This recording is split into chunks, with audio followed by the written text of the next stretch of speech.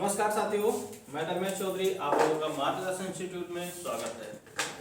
साथियों, हम पढ़ रहे थे समास। समास के 3 भाग हो गए थे और समास में तत्पुरुष समास हो गया था, आपका अव्ययी भाव हो गया था और द्वित्व हो गया था। आज हम पढ़ने वाले हैं उसके आगे। तो आज जो होगा हमारा वो होगा द्वंद्व समास। आज हम पढ़ने वाले हैं द्वंद्व समास के बारे में। द्वंद्व समास, द्वंद्व, ठीक है, द्वंद्व समास।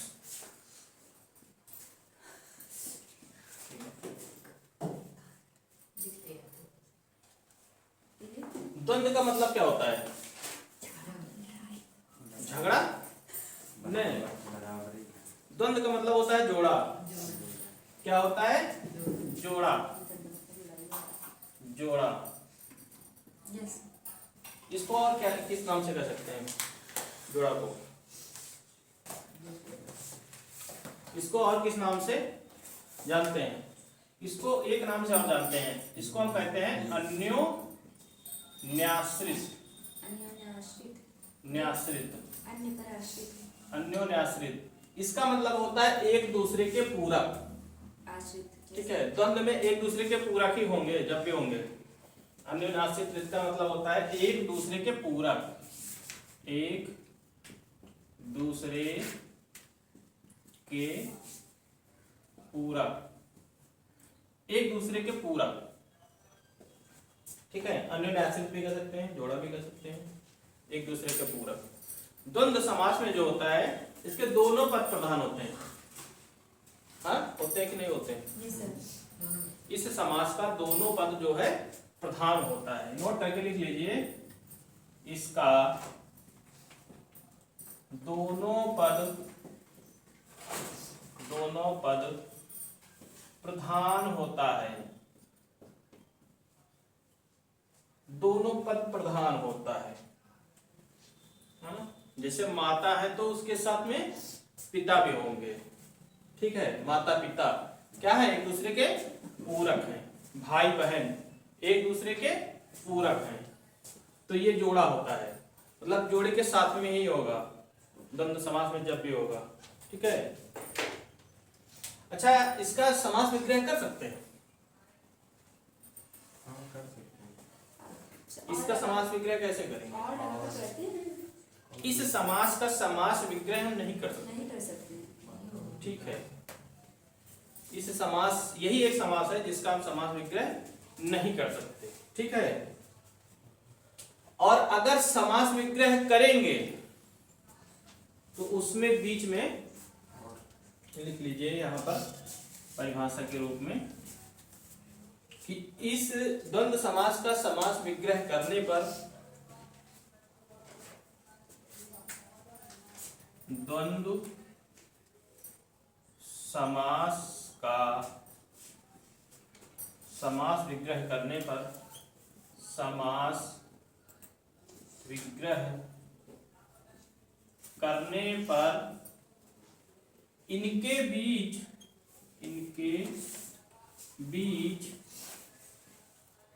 या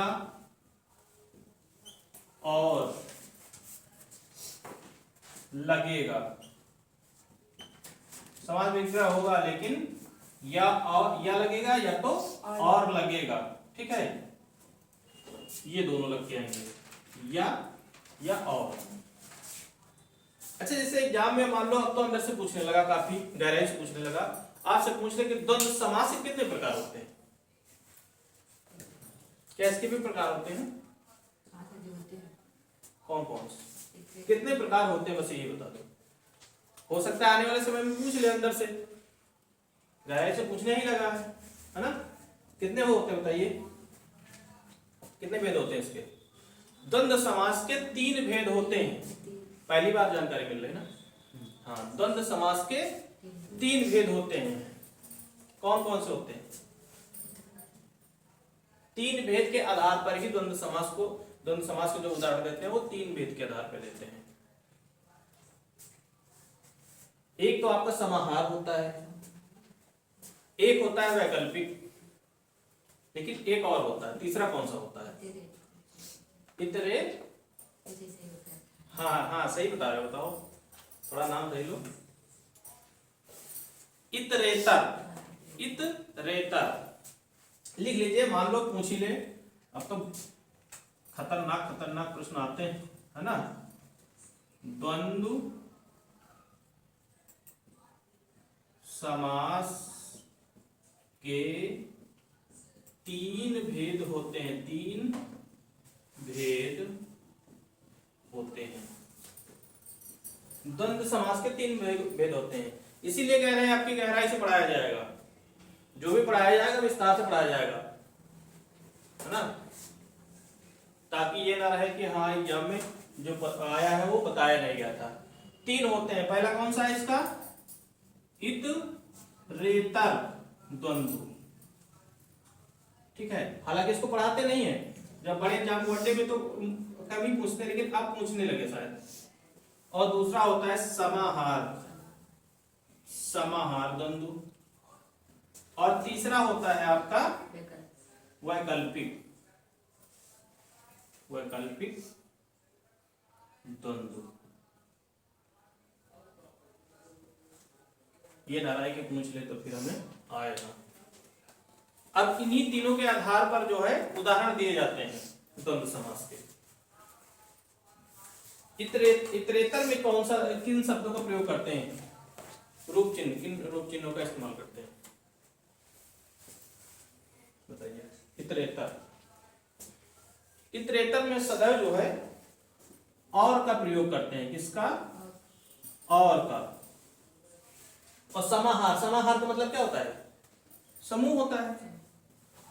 इसका अर्थ क्या होता है? समाहार का मतलब होता है समूह, समूह ही होता है। इसमें कौन सा प्रयोग करेंगे? इसमें या नहीं, इसमें जो है हमेशा जो है पहले तो इसका अर्थ होता है समूह, ठीक है, समूह हो गया। इसमें जैसे कहा गया घास पात, ऐसे समूह उसका होगा, ठीक है। घास पात आदि लगा के इस्तेमाल करेंगे हम समाहार में। समाहार का मतलब होता है एक समूह होता है, 2 का या 3 का, या तो 2 शब्द इसमें दिए होंगे या 3 दिए होंगे, इसीलिए लास्ट में हम लगाते हैं इसमें आदि। आदि मतलब और भी इसके साथ जुड़ सकते हैं। वैकल्पिक में क्या लगेगा? और भी तो आ सकते हैं, या और वा। इसमें या लगेगा, अथवा लगेगा, या अथवा, इन शब्दों का प्रयोग करते हैं, ठीक है। इतना नोट कर लें, बहुत बेहतर जानकारी है, इसके पहले नहीं बताया गया है ना, इसलिए विचार आया कि इसको बताया जाए, क्योंकि पेपर इतना टफ हो गया है। और जिसको स्क्रीनशॉट लेना है स्क्रीनशॉट ले लें, ठीक है। इसके बाद हम बारी बारी से पढ़ेंगे, ठीक है। हेडिंग नहीं डालेंगे, ऐसे ही पढ़ेंगे। इतरेतर, ये इतरेतर करके और समाहार करके नहीं पढ़ेंगे, वैकल्पिक करके। चलिए देखते हैं उदाहरण ना। जैसे आपसे कहा जाए देश विदेश, देश विदेश, तो क्या हो जाएगा? इसका समास विग्रह क्या हो जाएगा? इस द्वंद्व का करेंगे तो किसका है ये? हाँ, इतरेतर द्वंद्व का है। तो देश विदेश, यानी इसमें लगेगा क्या? और लगेगा ना, देश होगा और विदेश होगा। हमारा क्या देश क्या है? देश है, और दूसरे के देश जो बाहरी दूसरे हैं वो विदेश है ना। कैसे विदेश जाना है, ठीक है। हमारे घर से जैसे विदेश में है, हमारी काफी फैमिली विदेश में। जिससे कहा जाए लोटा डोरी, भाई जैसे लोटा डोरी लेके चलते थे ना पहले, लोटा डोरी, हम मान लो लोटा लेके चले गए और डोरी नहीं ना, तो काम अधूरा, पानी भर ही नहीं सकत। ये ले पहले सफर में जब घूमत रहे तो एक लोटा और ऊपर बांधे रहते हैं, डोरी, डोरी मतलब रस्सी, ठीक है। लोटा और डोरी दोनों पूरक हैं एक दूसरे के। लोटा और डोरी, बिना लोटा के डोरी बेकार है, बिना डोरी के लोटा बेकार है, ये एक दूसरे के पूरक हैं। उसी तरह देश के बिना विदेश बेकार है, विदेश के बिना देश बेकार है। मान लो केवल इंडिया ही हो तो मतलब क्या है ना, कोई मतलब ही नहीं है। केवल इंडिया हो तो विदेश हो ही ना, केवल इंडिया हो तो यहाँ फिर वही है, जैसे जानवर की जिंदगी होती है वैसे इंसान की होगी। भाई एक देश है, किसी से कोई कंपटीशन ही नहीं है, खाओ पियो पड़े रहो, कुछ नहीं, ठीक है। जैसे कहा जाए हरिशंकर, हरिशंकर क्या हो जाएगा, हरि और शंकर, बिना हरि के शंकर बेकार है, हरि और शंकर, शंकर के बिना हरि बेकार है, हरि शंकर, ठीक है। जैसे कहा गया गौरी शंकर, हाँ तो गौरी के बिना शंकर बेकार नहीं ना, अधूरे, बेकार को मत आ जाइए, अधूरे है ना, कर ही नहीं पाई, नहीं चले जाती गौरी, देखो भागत भागत जात, गौरी और शंकर, शंकर जी को वो नहीं चाहत कि हमें दुल्हन जो है जाए अपने नैयरे में, चलिए जाती तो ये पहुंच जाते, चलो चलिए लोग तैयार हो, मतलब ये पहले से गाड़ी घोड़े लिए खड़े रहा थे, अपन बैल हुआ जो उनके नंदी की सवारी है ना, लिए खड़े रहा थे, आ गए चलो तैयार हो, लेकिन कहाँ इतनी जल्दी है बिना दान वान करते। गौरी और शंकर, और क्या हो सकता है, राम कृष्ण, राम और कृष्ण, राम कृष्ण, राम और कृष्ण हो जाएगा। अच्छा राम कृष्ण क्यों हो जाएगा, एक दूसरे के पूरक कैसे हैं,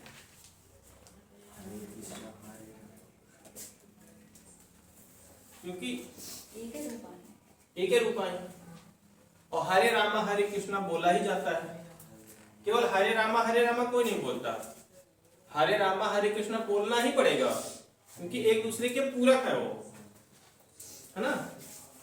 जैसे कहा गया 25, 25, 25, 25 कैसे अलग होगा, 5 और 20, हाँ जैसे 25 है तो तुम्हारे पास 5 और 20 जरूर होगा, 5 और 20। अब ये दिमाग मत लगा रहा, नहीं एक एक के सिक्का हम करके हो, एक एक के 25 है ना, 5 और 20, ऐसे शब्दों को इसी तरह अलग करते हैं, 5 और 20, ये मत कर देना 20 और 5, 25, ठीक है। जैसे कहा गया नमक मिर्च, नमक और मिर्च, भाई खाना बनाते हैं तो नमक मिर्च दोनों डालना पड़ता है, नमक नहीं डालोगे तो अच्छा नहीं लगेगा, मिर्च डाल दोगे तो तीखा हो जाएगा, तो केवल मिर्च नमक डालो मिर्च ना डालो तब भी खाने में स्वाद नहीं रहेगा, इसीलिए नमक मिर्च को साथ में लेके चलते हैं, नमक और मिर्च, नमक मिर्च लगा के बढ़िया मस्त, क्या बोला था, कुछ बना था ना, मैगी, मैगी का तो ऐसा ही से का बनाया जाता ना, लेकिन ये गलत बोला जाता कि 2 मिनटों में मैगी तैयार, आज तक नहीं तैयार हुआ, कच्ची होता है, नहीं कहू घर में तैयार हो तो 2 मिनटों में मैगी तो बताओ, नहीं होता तो का 5 मिनट लिख देख चाहिए, 5 मिनट में तैयार, 5 मिनट तो मान ले भाई, 2 मिनट में तो पानी उपलब्ध लगा ज्यादा से ज्यादा, 2 मिनट में मैगी तैयार, ठीक है। तो ये हो गए तुम्हारे इतरेतर द्वंद्व के, जो अभी तक बताए गए हैं इतरेतर द्वंद्व के, जिसमें हम और शब्द का प्रयोग करते हैं, ठीक है। इसके बाद और भी उदाहरण है, उनको देख लेते हैं।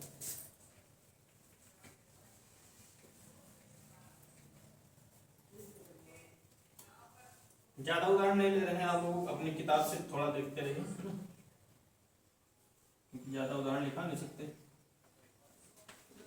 सोच रहे हैं आज खत्म हो जाए चैप्टर समास का, 4 वीडियो बहुत है ना। इसके बाद जैसे कहा गया साग पात, अभी बताया था ना, साग पात, इसका समास विग्रह करेंगे क्या होगा?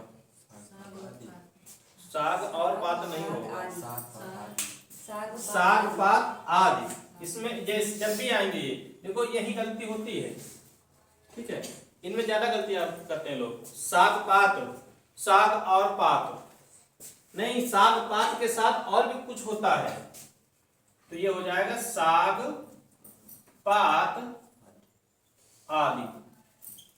केवल साग पात थोड़े होता है, उसमें और भी बहुत सारी चीजें होती है ना, मिलाई होती है, ठीक है। जैसे कहा गया घर द्वार,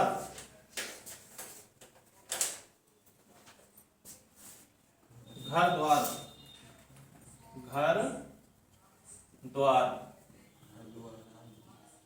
तो घर द्वार आदि।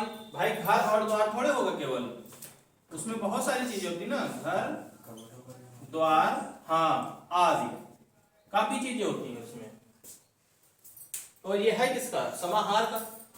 सीधा सीधा कहता है समूह बनाना, है ना, तो इसमें 2 तो होते ही होते हैं, उसके साथ में आदि शब्द लगाया गया है और जो भी हो सके उसमें, है ना। और जैसे कहा गया नून तेल, कहते हैं ना कौन, नून तेल, तो नून तेल के साथ रोटी भी तो होगी, नून तेल रोटी नहीं, नून तेल ज्यादा बोला जाता है, नून तेल का रोटी लगाया खा लीजिए आप पहले ना, नून तेल होएगा, तो नून होएगा, इसके साथ में तेल होएगा, तो आदि लगा दिया हमने। आदि में आप लोग रोटी लगा सकते हैं, लिख सकते हैं ना, नून तेल रोटी मिर्चा जो जैसा हुआ है ना, आदि लगाया गया क्योंकि ये समाहार है, समूह है ये। नून तेल हो गया। अन्न जल, अन्न जल जिसे कहा गया अन्न और इसके साथ में जल है, तो अन्न जल आदि हो जाएगा, अन्न जल आदि हो जाएगा। क्यों? क्योंकि अन्न जल के साथ और बहुत सारी चीजें होती हैं, है ना, इसमें भी आदि लगा देंगे, अन्न जल आदि। और अगला जैसे कहा जाएगी चाल चलन, चाल चलन क्या हो जाएगा? चलन आदि। हाँ, चाल चलन, तुम्हारा चाल और चलन ठीक नहीं है, चाल चलन आदि। भाई आदमी का चाल चलन ही थोड़े खराब है, उसके साथ में और बहुत कुछ खराब हो सकता है ना, तो इसीलिए आदि लगाया गया है। इसके बाद जैसे कहा गया लत्ता, कपड़ा लत्ता, कपड़ा लत्ता, तो कपड़ा लत्ता आदि तो हो गया, कपड़ा लत्ता आदि। भाई कपड़ा पहनो लत्ता पहनो, उसके साथ में और कुछ पहना जाता है ना। भाई कपड़ा लत्ता होगा, जूता होगा, चश्मा होगा, घड़ी होगा, पर्स ले लियो उसके साथ में, है ना, बेल्ट लगा लियो, बहुत सारी चीजें होती हैं कपड़ा लत्ता आदि के साथ, यानी एक समूह होता है, ठीक है। इसको लिख लीजिए और स्क्रीनशॉट भी लेते रहिए बीच बीच में भाई, ऑनलाइन वाले जितने भी हैं, नोट्स बनाने के लिए स्क्रीनशॉट। भूल चूक, अगला है भूल चूक, भूल चूक, इसमें क्या हो जाएगा? भूल चूक आदि। आदि क्यों होगा इसमें? भूल हुई, चूक हुई और आदि, मतलब कोई घटना जरूर होगी अगर भूल चूक हो जाएगी तो। अगर यहीं पे कहा गया छोटा बड़ा, नोट कर लीजिए इसको।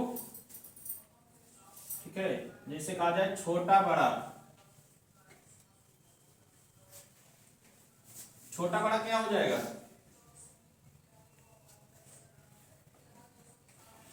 बताइए, लिख दिया नीचे। क्या सर? छोटा बड़ा। छोटा बड़ा। जैसे कहा गया छोटा छोटा या बड़ा? छोटा बड़ा, इसका क्या हो जाएगा? छोटा या बड़ा? कोई चीज या तो छोटी होगी या तो बड़ी। इसमें हम और का नहीं इस्तेमाल कर सकते। छोटा या बड़ा? छोटा और बड़ा कर देंगे तो छोटा भी है बड़ा भी है, हो ही नहीं सकता, है ना। तो छोटा होगा या तो बड़ा होगा, तो इसका समास विग्रह हो जाएगा छोटा या बड़ा। ठीक, जैसे कहा जाए लाभ हानि, तो क्या लाभ और हानि दोनों होता है एक साथ में? या तो लाभ ही होगा अब या हाँ? या तो हानि होगा, तो हो जाएगा लाभ या हानि। इसको अथवा भी लिख सकते हैं, लाभ अथवा हानि कर सकते हैं। अथवा लगाना हो तो अथवा भी लगा सकते हो इसमें। ठीक है, छोटा अथवा बड़ा, या लिख सकते हो छोटा या बड़ा। लाभ हानि हो गया। जैसे कहा गया ऊंचा नीचा। ऊंचा नीचा, ऊंचा नीचा, इसका क्या हो जाएगा? ऊंचा या नीचा? हाँ, या तो ऊंचा है या तो नीचा है, दोनों एक साथ तो हो ही नहीं सकते, क्योंकि एक दूसरे के क्या है? विपरीत है ना। दोनों एक दूसरे के विपरीत हैं। जैसे कहा गया धर्माधर्म।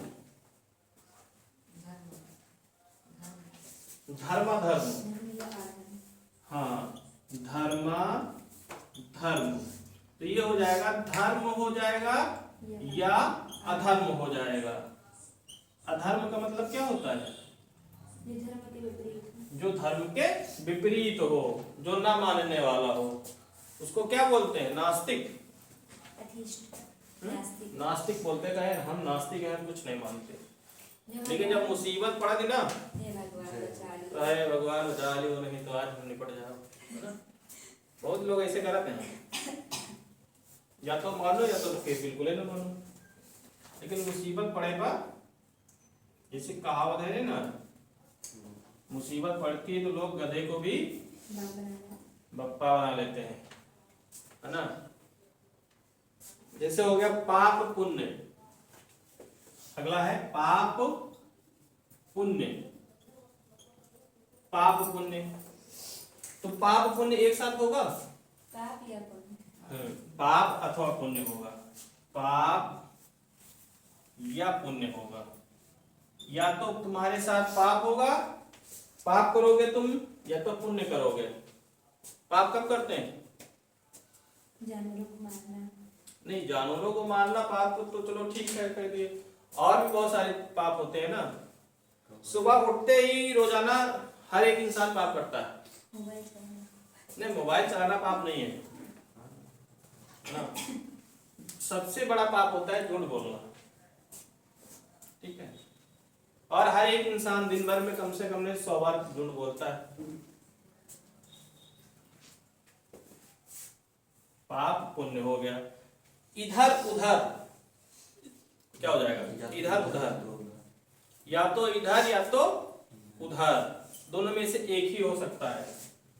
इधर उधर, इधर या उधर, दोनों तरफ नहीं रह सकते। रहेंगे तो एक ही के पास, या तो इधर रहेंगे या तो उधर रहेंगे। जैसे मान लो नदी है, तो नदी के दोनों छोर पे कौन रहता है? कोई नहीं रहता। या तो नदी के इस पार होंगे या तो नदी के उस पार होंगे, है ना। उसी तरह इधर भी है, या तो इधर है या तो उधर है। तो ये भी तुम्हारा, ये किसके हैं? उदाहरण किसके हैं? ये वैकल्पिक के हैं। ठीक है, वैकल्पिक द्वंद्व के हैं। आज से याद रखना, द्वंद्व के कितने भेद होते हैं? 3 भेद होते हैं। इतरेतर द्वंद्व, वेतर अन्य और समाहार द्वंद्व और एक वैकल्पिक होता है। ठीक है, इसको याद रखना। मान लो एग्जाम में पूछ ही ले, अंदर से भी पूछ ले, है ना। नहीं तो अभी आर ओ का जिनका एग्जाम है उसमें पूछा है, उसमें तो अंदर से ही पूछते ज्यादातर, है ना, गया इसे, उसमें उसके लिए हो जाएगा। ठीक है, तो द्वंद्व समास आपका ही जो है समाप्त हो गया है। द्वंद्व समास के बाद हम कौन सा समास पढ़ने वाले हैं? अव्ययीभाव। अव्ययीभाव उसके बाद बहुब्रीहि बचा हुआ है ना। चलो देखते हैं, कोशिश करते हैं कि ये समाप्त हो जाए आज। अव्ययीभाव। अव्ययीभाव समास कैसा होता है? इसका प्रथम पद प्रधान होता है और यहाँ पे उपसर्ग होते हैं। उसका प्रथम पद यस सर, सही। Yes sir. अव्ययीभाव का प्रथम पद प्रधान या अव्यय होता है। हाँ, हम पढ़ेंगे अव्ययीभाव।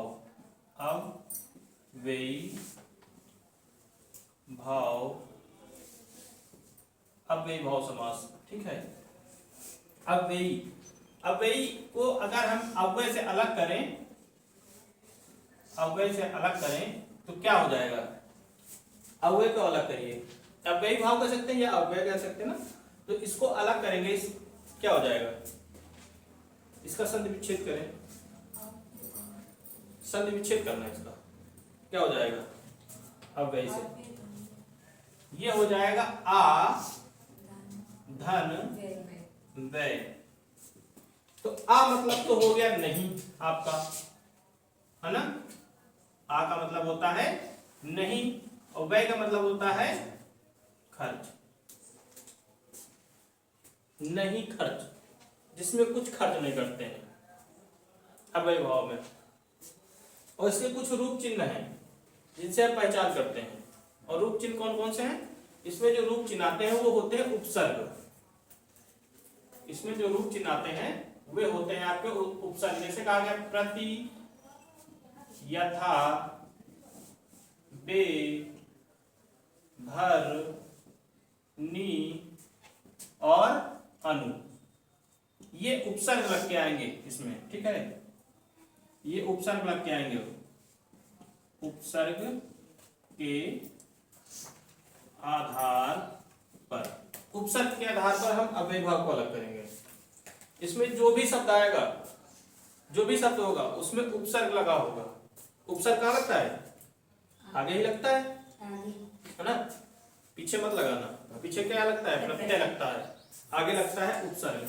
तो इन्हीं आधार पे आएगा, जो भी प्रश्न तुम्हारा होगा इसी पर आएगा, इससे बाहर बिल्कुल नहीं होगा अव्ययी भाव में। ठीक है, ये चीज याद रखना कि अव्ययी भाव में इसी उपसर्ग के आधार पर आएगा। इसकी पहचान यही है कि उपसर्ग रहेगा इसमें साथ में। ठीक है, अव्ययी भाव में इसका कौन सा पद प्रधान होता है ये भी लिख लीजिए। इसका प्रथम पद होता है ना, प्रथम पद जिसको हम कहते हैं पूर्व पद। पूर्व पद प्रधान होता है, प्रधान होता है। प्रधान का मतलब होता है मुख्य, पहला पद मुख्य है। क्यों मुख्य है? क्योंकि पहला पद तो ही इसमें उपसर्ग लगा हुआ है, इसीलिए ये मुख्य है।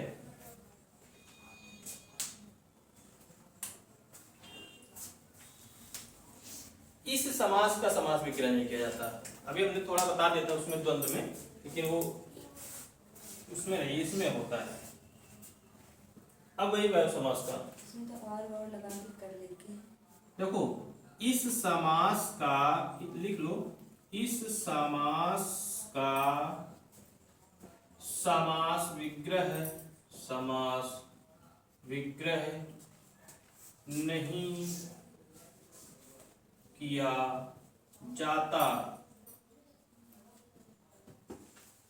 किंतु किया जाता अगर इसका समास विग्रह किया जाएगा तो इसमें कोई परिवर्तन नहीं होगा, कोई परिवर्तन नहीं होगा। अगर समास विग्रह भी करेंगे जबरन तो उसमें कोई परिवर्तन ही नहीं होगा, जैसा है वैसा ही रहेगा, कोई परिवर्तन नहीं होगा समास विग्रह करने पर। इसमें जैसे कहा जाए प्रतिदिन, जैसे आपसे कहा जाए प्रतिदिन, प्रतिदिन, तो प्रतिदिन का समास विग्रह करेंगे हम? होगा? नहीं होगा। अगर समास विग्रह करें भी, मान लो हम कर दें दिन दिन, दिन दिन, तब भी तो ये प्रतिदिन हो गया। समास विग्रह करने पर भी ये अलग नहीं हुआ। दिन दिन को प्रतिदिन कहो या दिन दिन कहो, बात एक ही होती है ना। जैसे कहा गया प्रतिवर्ष, जैसे कहा गया प्रतिवर्ष, प्रतिवर्ष, या हम कह सकते हैं वर्ष वर्ष, या कह सकते हैं प्रतिवर्ष, बात एक ही है। जैसे हम कहते हैं वर्ष वर्ष, ठीक है, तो बात एक ही है। वर्ष वर्ष, प्रतिवर्ष, दोनों बात एक ही है। इसका समास विग्रह कभी कर ही नहीं सकते पूरे जीवन में। और जैसे कहा जाए प्रत्येक, प्रतिधन एक कहाँ होगा? संधि विच्छेद थोड़े करना है। हाँ, प्रत्येक, तो एक एक होगा तभी प्रत्येक होगा, है ना। एक एक को समोसे देना है, यानी प्रत्येक को समोसे देना है ना। कोई परिवर्तन नहीं हो रहा समास विग्रह में, ठीक है। जैसे इसके बाद कहा जाए धीरे धीरे, धीरे धीरे, क्या हो जाएगा धीरे धीरे का? वही क्या हो जाएगा? अरे इसको बताइए। धीरे धीरे, कोई चीज धीरे धीरे हो रही है तो क्या होगा? ये होगा धीरे के बाद धीरे। भाई धीरे धीरे हो रहा है, पहले धीरे हुआ, उसके बाद फिर धीरे हुआ, फिर धीरे हुआ, फिर बाद में धीरे हुआ, यानी धीरे धीरे हुआ, रुक रुक कर जिसको बोलते हैं चलना, है ना। इसके बाद जैसे कहा जाए आजीवन, नोट कर लीजिए, स्क्रीनशॉट भी ले लीजिए भाई। आजीवन तो क्या हो जाएगा? जीवन पर्यंत हो जाएगा। जैसे आजीवन को इस बार कहीं से छूटेगा नहीं, चाहे जाऊं से पेपर कराने, कोई भी एग्जाम का हो, कोई भी एग्जाम हो। जैसे कहा जाए, कौन सा कह रहे थे भी हम? आजीवन। आजीवन पूछा गया कई बार, यही पूछा गया कि आजीवन में समास कौन सा है। हर बार कई बार पूछता है कि आजीवन में कौन सा समास है, केवल यही पूछता है। आजीवन ये होता है जीवन पर्यंत, ठीक है। अगर समास का समास विग्रह कर लोगे ना तो तुरंत पता चल जाएगा किसका है। बहुत ही आसान होता है समास। हमें तो नहीं लगता किसी से ना हो पाए, अगर पढ़ा है किसी ने तो ये नहीं लगता कि ना हो पाए, लेकिन ढंग से। ये नहीं कि यहाँ पर आके केवल बैठ के पढ़ लिए ना।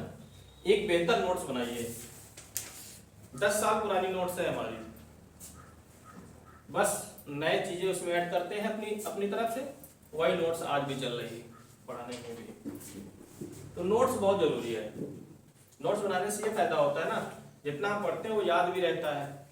अगर कभी मौका लगे पढ़ाने का तो हम पढ़ा भी सकते हैं, है ना। एक अच्छा मैटर होता है उसमें। पहले हमारी नोट साफ सुथरी थी, अब थोड़ी गंदी हो गई। गंदी इसलिए हो गई ना, उसमें बहुत कुछ ऐड कर दिए, छोटा छोटा लिख लिख कर ऐड कर दिए। नया कुछ नहीं है हिंदी में, सब पुराना ही है, लेकिन कुछ नए उदाहरण जैसे निकल के आ रहे हैं उनको बताना पड़ता है, तो उनको लिखना पड़ता है ना। ठीक है, चलिए इसमें बताइए। जैसे प्रतिशत हो गया ना, प्रतिशत का क्या होगा?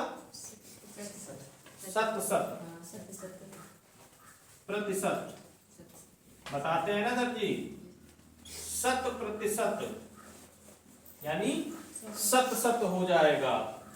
प्रत्यक्ष का क्या होगा ये बताइए, कोई नहीं बता पाएगा। प्रत्यक्ष, प्रत्यक्ष को कोई नहीं बता पाएगा, बताइए। प्रत्यक्ष का मतलब होता है सामने। जो हमारे सामने। हाँ, तो क्या हो जाएगा, ये हो जाएगा तुम्हारा अच्छी के प्रति। अच्छ का मतलब क्या होता है, हाँ, अच्छ का मतलब होता है आंख, आंख के सामने। हाँ, और प्रति का मतलब होता है सामने। जो आंख के सामने होता है उसको हम बोलते हैं प्रत्यक्ष, जो आंख के सामने नहीं होता उसको अप्रत्यक्ष, है ना। जैसे प्रत्यक्ष चुनाव होता है, एक अप्रत्यक्ष चुनाव होता है, विधायक चुना जाता है, सांसद चुना जाता है, इसका प्रत्यक्ष चुनाव होता है। लेकिन वही राष्ट्रपति जब चुनाव होता है तो वो अप्रत्यक्ष रूप से चुना जाता है ना। और लोकसभा चुनाव अध्यक्ष का प्रत्यक्ष होता है अप्रत्यक्ष होता है, लोकसभा का वो भी अप्रत्यक्ष होता है। क्यों, जिसको जनता नहीं चुनती है वो अप्रत्यक्ष है, और जिसको जनता चुनती है वो प्रत्यक्ष होता है, सीधी सी बात है ना। हम जिसको वोट दिए, पूरी जनता जिसको जानती है, जिसको वोट दी, वो प्रत्यक्ष हो गया। और जिसको नहीं दिया, जिसका ऐसे ही चुनाव होता है, यानी जो विधानसभा के सदस्य हैं, है ना, लोकसभा राज्यसभा सदस्य लेते हैं, वो अप्रत्यक्ष रूप से हो जाते हैं। ठीक है, जैसे कहा गया निडर, बिना डर के। निडर ये होता है बिना डर का, बिना डर का, वही होता है निडर, जो बिना डर का होता है। ठीक है, निर्विकार, निर्विकार का क्या होगा, बिना विकार हाँ, जिसे कहा गया निर्विकार, तो बिना विकार के, बेकार के नहीं, विकार के, बिना बेकार के नहीं, बिना विकार के है। ठीक है, निरंकार। हाँ, तो ये आपका अप्रत्यक्ष भी हो, अव्ययी भाव समास भी समाप्त हो गया। ठीक है, इसमें कोई बदलाव नहीं होता, समास विग्रह नहीं होता, बस याद रखना है इसमें हमको उपसर्ग याद रखना है, उपसर्ग के आधार पर ही हम इसको समास विग्रह करेंगे भी तो वही रहेगा, बदलाव नहीं होगा इसमें कुछ। ठीक है, इसके बाद आखिरी हमारा बचता है बहुब्रीहि समास। इसको भी समाप्त कर देते हैं, थोड़ा वीडियो लंबा हो जाएगा, कोई दिक्कत नहीं, लेकिन हम चाहते हैं कि चार पार्ट में ही खत्म हो जाए। एक आखिरी बचा हुआ है बहुब्रीहि समास। ठीक है, हम पढ़ने वाले हैं बहुब्रीहि, बहुब्रीहि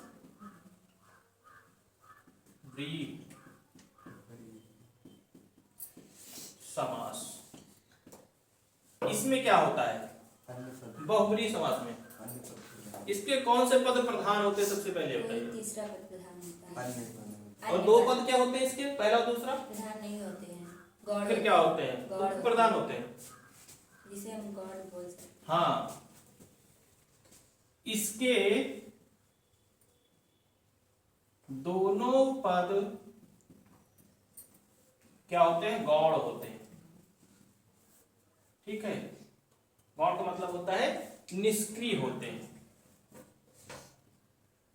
निष्क्रिय, है ना। तथा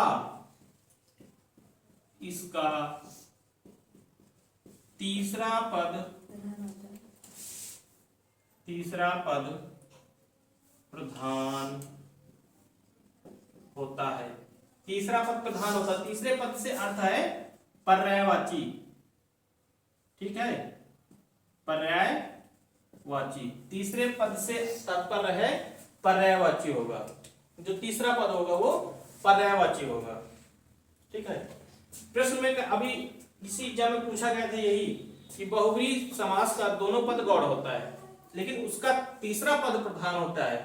तीसरे पद से क्या तात्पर्य है, पर्यायवाची।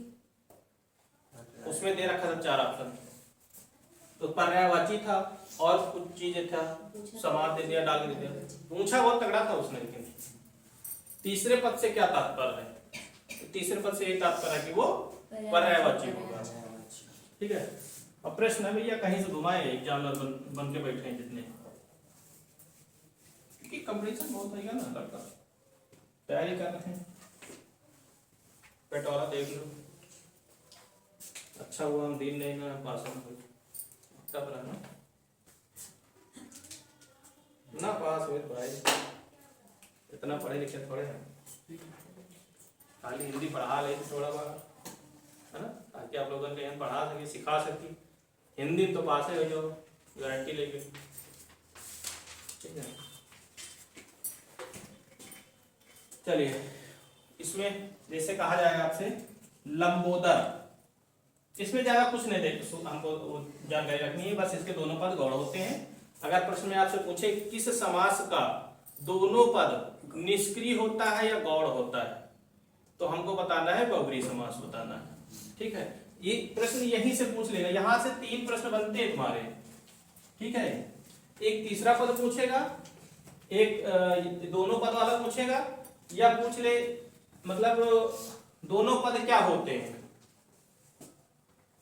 तो उसमें एक ही ऑप्शन होगा, या तो गौड़ होगा या तो निष्क्रिय होगा, ये भी बताना है आपको। ठीक है, जैसे कहा गया लंबोदर, लंबोदर,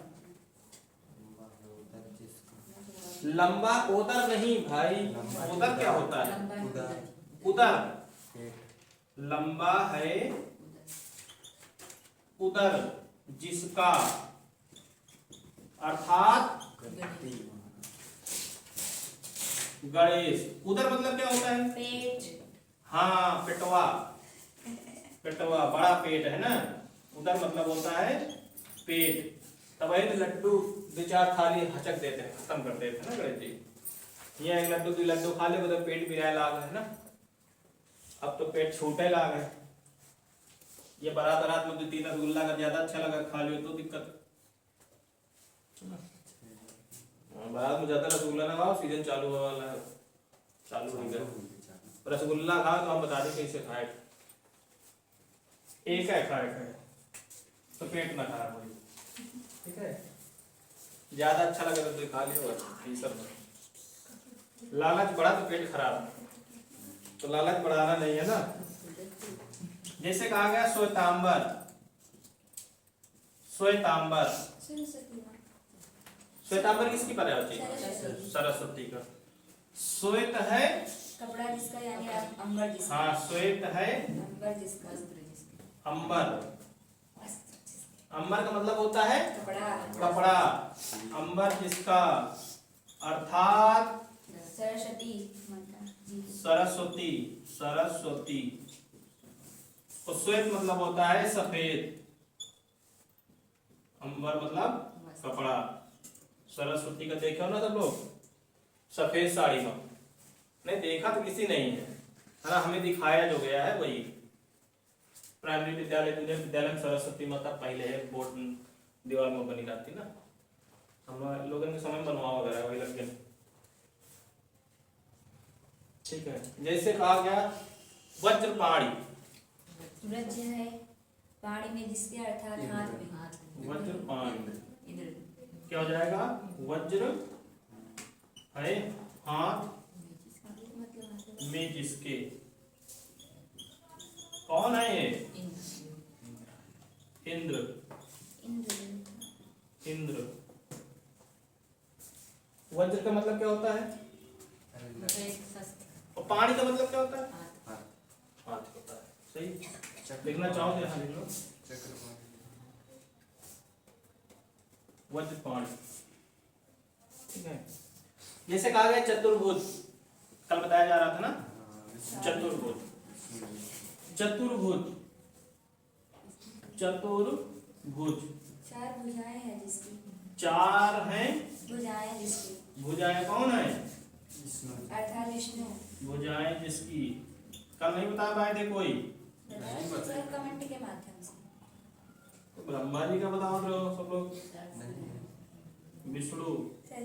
ठीक है, इसमें जितने भी आएंगे, जैसे चंद्रशेखर है, चंद्रमा है शिखर पर जिसके, अर्थात शिव, शंकर जी। ठीक है, तो इस तरह के बहुत सारे जितने भी होंगे, इसमें हमें ये देखना है कि केवल पर्यायवाची ही आएगा।